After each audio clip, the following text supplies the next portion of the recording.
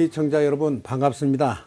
오늘은 불자들의 기본 예법 마지막 5편을 보내드리겠습니다. 초심자를 위해서 삼보에 대한 설명과 삼배에 대한 설명, 그리고 신도 상호 간의 예절과 제가 불자들의 수행에 대해서 말씀을 드리도록 하겠습니다. 오는 4월 23일 토요일, 24일 일요일 이틀 동안 합동천도를 봉행합니다. 그리고 초파일 연등도 신청을 받고 있습니다. 먼저 초보자를 위해서 말씀을 드리겠습니다. 절에 오시면 먼저 부처님부터 참배하라 하였습니다. 그리고 절에는 술이나 담배 그리고 고기를 가지고 오지 않습니다. 바른 예법을 익혀야 참된 불자로 거듭날 수가 있습니다. 항상 반듯한 몸과 마음을 갖춰야 합니다. 사찰은 마음의 번뇌를 정화하고 지혜를 닦는 수행의 장이며 신성한 부처님 성전입니다. 절은 기도하고 참회하는 믿음의 귀의처입니다. 바른 예절을 지켜서 몸과 마음가짐을 경건하게 해야 합니다. 법당에서는 항상 조용해야 합니다. 마지 뚜껑을 열 때나 닭임을 올릴 때도 소리 나지 않게 조심합니다. 기도는 마음을 평온하게 가라앉히는 과정입니다. 마음속으로 소원을 빌고 불보살님의 가피력을 구하기 위한 노력이자 온갖 번뇌 망상을 끊고 청정한 마음을 닦는 경건한 곳입니다. 불공이란 부처님께 공양을 올려드리고 기도하는 것입니다. 정성스럽게 준비한 공양물을 부처님께 올려드리고 깨끗하고 조용한 마음으로 예배하면서 부처님의 가호를 기원하는 것이 불공입니다.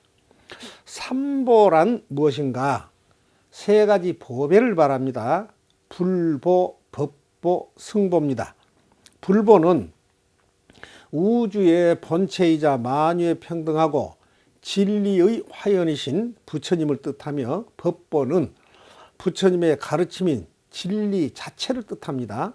승보는 부처님의 가르침을 실천하고 전하고 불법을 배우고 불법을 지키며 널리 전파하는 승단을 말합니다. 보배란 이 세상에서 아주 귀하고 희유하며 변함없이 최고의 가치를 지니고 있음을 뜻합니다. 그러면 왜 삼배를 하는가? 그 이유는 첫 번째 절은 오직 부처님을 공경하는 뜻입니다. 두 번째 절은 법을 공경하는 뜻입니다. 법이란 부처님의 가르침을 말합니다. 세 번째 절은 부처님의 제자인 거룩한 스님들을 공경하는 뜻입니다. 그러면 부처님은 어떤 분이신가? 일체 중생 위의 최상이시며 모든 고난을 다 극복하시고 모든 악을 다 끊으시고 일체 선으로 다 채우셨으며 세상의 모든 이치를 다 아시고 한 광명을 나타내어서 일체 세계를 능히 다 비추며 한 곳에 앉으셔서 한량없이 시방세계에 가득하시고 큰 자비로서 서원을 세우셔서 온갖 중생을 제도하는 가장 큰 어른입니다.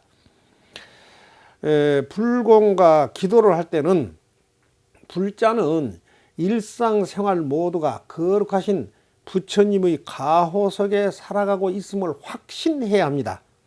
가정에 좋은 일이 있을 때는 부처님께 감사드리고 어려운 일이 있을 때는 간절한 마음으로 이 고난에서 벗어날 수 있는 용기와 지혜를 얻도록 기도를 해야 합니다.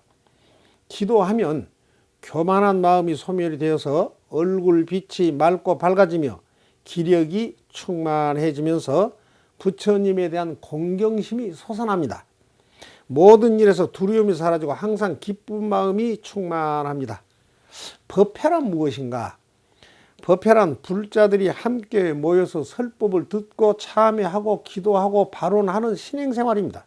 불자는 반드시 법회에 참석을 해야 합니다. 불자의 도리를 다하면 자신의 운명이 바뀌어가는 것을 확인할 수가 있습니다. 법문을 듣고 생각하고 실천하는 것을 삼해라고 합니다. 설법을 들었으면 실천에 옮겨야 합니다.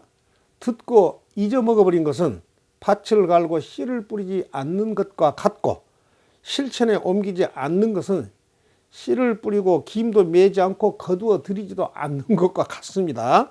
그러면 설법을 들으나 마나 아무 소용이 없겠죠. 기도 법회가 끝나기 전에 자리를 뜨지 말고, 법회가 끝나면 자기가 사용했던 물건들은 반드시 제자리에 정리정돈을 해야 합니다. 그리고 스님에게 편지를 쓰거나 문자나 카톡을 보낼 때 참고사항입니다. 편지를 보낼 때는 봉투에는 귀하가 아니라 법하라고 씁니다. 편지나 문장 끝에는 올림, 보냄 그렇게 쓰지 않고 합장하고 씁니다. 큰 스님의 경우 법하 또는 예하라고 씁니다. 예하란 부처님이 앉은 자리를 표현합니다. 첫 구절은 귀의 삼보하옵고 하고 나서 내용을 씁니다.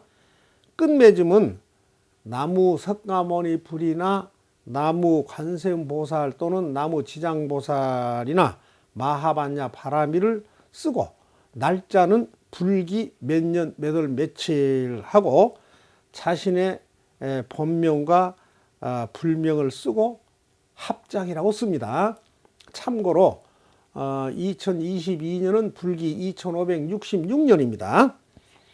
신도 서로 간에는 신도 가정의 경조사에는 서로 축하와 위로를 해 주어야겠죠.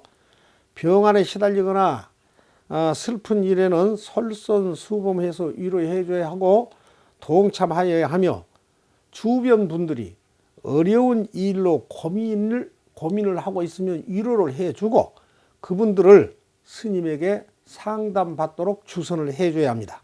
또 불교를 비방하거나 삼보를 헐뜯는 사람을 만나면 잘 타일러서 더 이상 구업을 짓지 않도록 정법의 세계로 친절하게 인도를 해 주십니다. 신도끼리 파당짓지 말고 동료 신도를 모함하는 행위는 절대 금물입니다.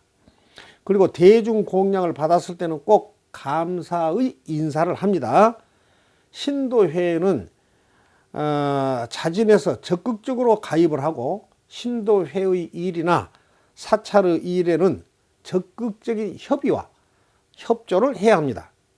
신도 간에는 나이에 관계없이 서로 공경하고 사랑으로 협동해야 합니다. 우리 제가불자들은 부처님에 대한 이해를 명확히 해야만 부처님을 믿고 경을 대할 때 흔들리거나 의심이 없습니다. 부처님은 법성이며 진여이며 각성이십니다. 석가모니 부처님은 2600여 년 전에 인도에서 탄생해서 인도에서 인멸하신 분이며 중생교화를 위하여 인간의 몸으로 나투신 분이십니다. 이 부처님을 화신불이라고 합니다. 부처님의 본 성체의 몸은 법신, 부처님이 닦아서 이룩한 덕성의 몸은 보신, 중생을 위하여 나투시는 변화의 몸을 화신이라고 합니다. 그래서 삼신불이라 합니다. 즉 청정법신 비로자나불 원만보신 노사나불 천백억 화신 서가모니불 해서 삼신불입니다. 부처님께서는 너희들이 맑고 곧은 마음으로 일심으로 나를 찾으면 곧 내가 너희 앞에 나타나 나 여기 있노라 하리라고 하셨습니다. 전번에 출가 3이 10개, 3인이 10개, 비구 250개, 비구니 348개라고 했죠. 우리 제가 수행자에게는 기본 5개가 있습니다. 불자로서 일상생활 속에서 반드시 지켜야 할 5가지 실천 덕목입니다. 불자는 5개를 받은 날로부터 새롭게 태어나야 하고 그에 걸맞는 법명을 받습니다. 오계를 받고 법명을 받은 불자의 삶은 예전의 삶과는 확연히 달라야 합니다. 그래서 차루 보름 정기법회에 반드시 참석을 하고 부처님 가르침을 가슴 깊이 새겨 듣고 수행하고 기도하여 행복한 일상의 삶으로 이어가야 합니다. 부처님께서 계를 스승 삼으라 했습니다. 계율을 말합니다. 불자는 5계를 자신의 삶에서 반드시 실천해 나가야 합니다. 복잡한 사회생활에서도 부처님 가르침을 실천에 옮겨가며 우리는 남들과 더불어 살고 있음을 한시도 잊지 말아야 합니다. 그래서 포용력을 발휘하고 협동정신을 발휘를 해야 합니다. 5계의 첫 번째가 불살생입니다. 산 목숨 죽이지 말아입니다. 아무리 화가 나고 욕심이 난다 하더라도 죽어가는 생명을 살리지는 못할 망정 산 목숨을 괴롭히거나 때리거나 죽이지 말라는 것입니다. 이 불살생의 반대가 뭡니까? 방생입니다. 방생은 죽어가는 생명을 살리는 과정이죠. 둘째, 불투도입니다. 주지 않는 것을 갖지 말라는 것입니다. 아무리 욕심이 나고 갖고 싶어도 남의 물건을 훔치거나 빼앗는 손해를 끼치지 말라 하였습니다. 남에게 도움은 못 줄 망정 손해를 끼치지 말아야 합니다. 이것을 도둑질하지 말라 이렇게도 표현을 합니다. 이 불투도의 반대가 무엇입니까? 보시입니다. 베푸는 것이죠. 셋째, 불사음입니다. 삿된 음행을 하지 말라. 아무리 내가 좋아해도 상대가 싫다 하면 강제로 신체 접촉을 하지 말라 하는 것입니다. 나는 좋을지 몰라도 다른 사람을 성적으로 괴롭히지 말라. 남녀의 사랑은 부부간만 하는 것입니다. 스님들의 이 장삼이 소매가 이렇게 긴 것은 이 신도님들하고 향이나 초나 이런 물건 주고 받을 때 피부 접촉을 금하기 위한 방편입니다. 그래서 이제 그리고 네 번째 불망인데 거짓말 하지 말라는 겁니다. 아무리 나에게 말할 자유가 있다 하더라도 상대에게 폭언이나 욕설이나 거짓말을 하지 말라는 것입니다. 상대를 위로는 못 해주더라도 거친 말 절대 사용하면 안 됩니다. 이 불망의 반대말은 진실된 말, 참말만 하는 것입니다. 다섯 번째 아주 중요합니다. 불음주인데 술을 먹지 말라는 것입니다. 아무리 먹는 것은 나 자유라고 하지만 술 먹고 취하여 남을 괴롭히거나 나쁜 짓을 하지 말라는 것입니다. 술을 먹고 취하여 행패 부리지 말라는 것입니다. 술은 대단히 공격적입니다. 그래서 술판은 항상 시끄럽고 싸움이 벌어지기 일쑤입니다. 여기서 옛날 이야기 하나 간단히 해드리겠습니다. 옛날에 어느 스님이 토굴에서 조용히 수행을 하고 있었습니다. 그런데 어느 날 마귀가 나타났어요.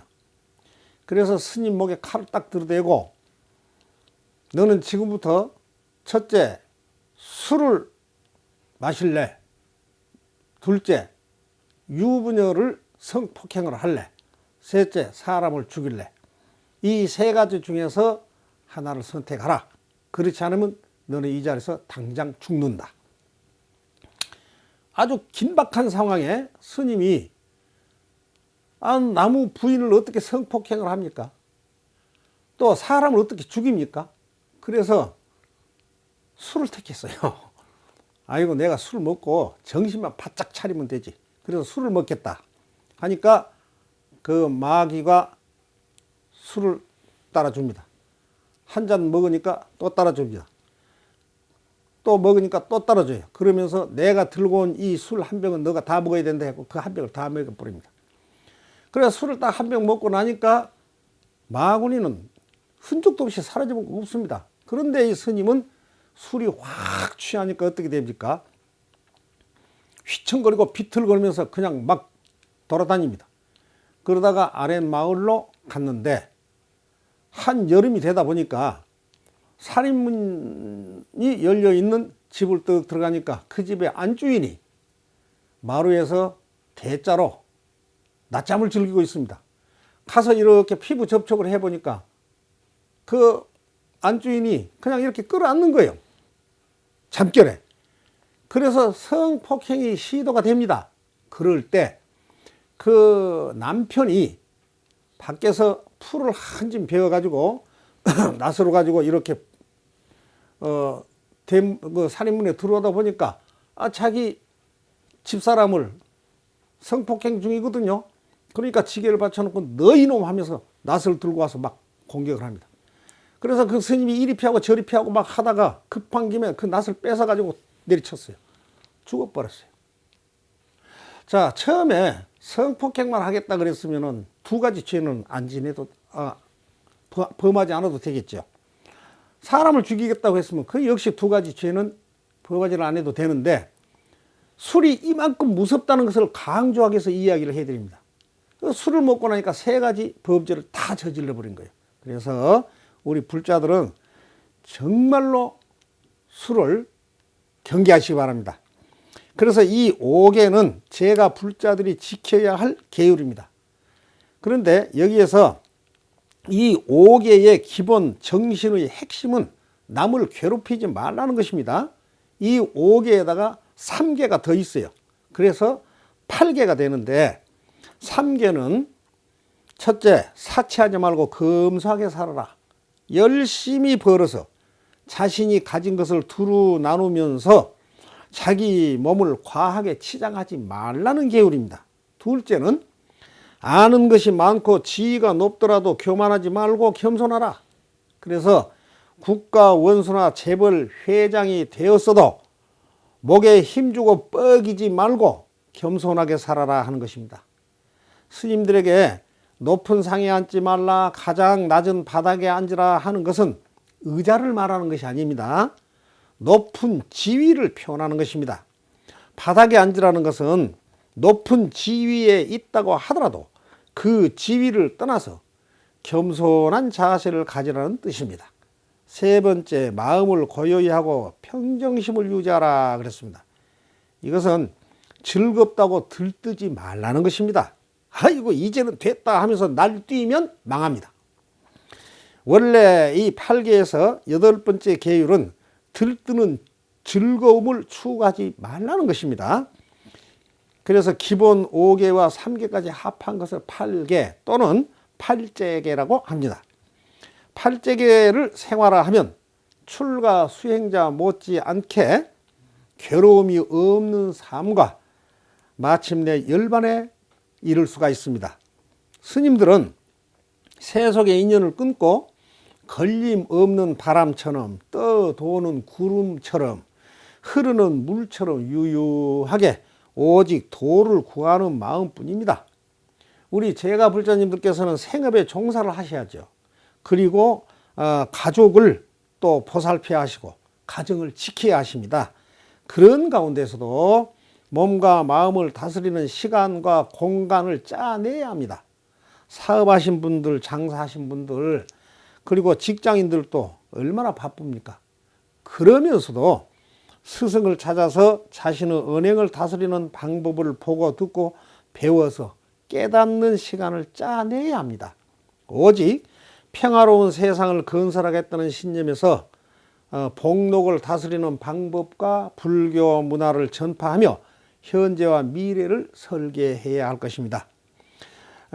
스님들과는 처지가 전혀 달라서 수단과 방법이 다를 수밖에 없어서 많이 힘이 들 것입니다.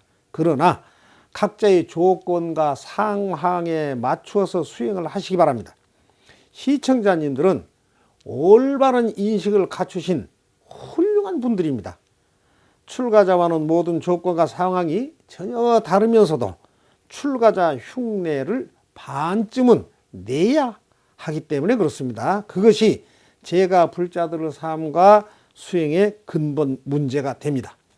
사회의 무대가 시청자님들의 무대라면 그 삶의 현장에서 수행이 이루어질 수 있는 방편을 찾아서 수행을 하셔야 합니다. 꼭 알아둘 것이 있습니다. 불교 4대 명절입니다. 음력 2월 8일은 시타타 태자가 왕자가 왕궁을 떠나서 출가한 출가 제일입니다. 그리고 음력 4월 8일은 여러분들이 잘 아시는 초파일이죠. 부처님 탄신 기념일입니다. 음력 12월 8일은 부처님께서 깨달음을 얻은 성도 제일입니다. 그리고 음력 2월 15일은 45년간 중생을 교화하신 후에 열반에 드신 열반 제일입니다. 이것이 불교 4대 명절입니다. 날짜는 모두 음력입니다. 자, 이제 슬기롭게 사는 방법을 말씀을 드리고 마치도록 하겠습니다. 100명의 친구를 두는 것 대단히 중요하지만 더더욱 중요한 것은 한 명의 적을 두지 않는 것입니다. 명심하시기 바랍니다. 또 100명의 스승을 두는 것이 대단히 중요하지만 그보다 훨씬 중요한 것은 한 분의 스님을 알아두는 것이 삶에 큰 도움이 된다는 말씀을 끝으로 불자들의 기본 예법에 대한 내용을 끝맺겠습니다. 4월 23일 토요일, 24일 일요일 합동천도를 봉행하는데 여러분 신주단지 때문에 애를 먹는 불자들이 계실 거예요. 아마 전화 연락 주시면 신주단지도 처리를 해드리겠습니다. 그리고 초파일 연등불사 동참 부탁드립니다. 부족한 점, 궁금한 점은 댓글로 남겨주시고 구독과 좋아요 함께 해주셔서 더 밝은 미래를 향하여 전진하시기 바랍니다. 시청자님께 늘 감사합니다. 건강하시고 어제보다 좋은 오늘, 오늘보다 더 좋은 내일이 되시기를 축원하면서 마치겠습니다. 감사합니다. 이만 하면 됐다. 뭘 더 바라겠느냐.